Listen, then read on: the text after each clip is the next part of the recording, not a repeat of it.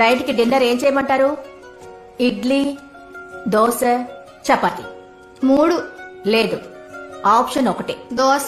Idli. Okay, అయితే pongal. Pongal list లోనే లేదు కదా.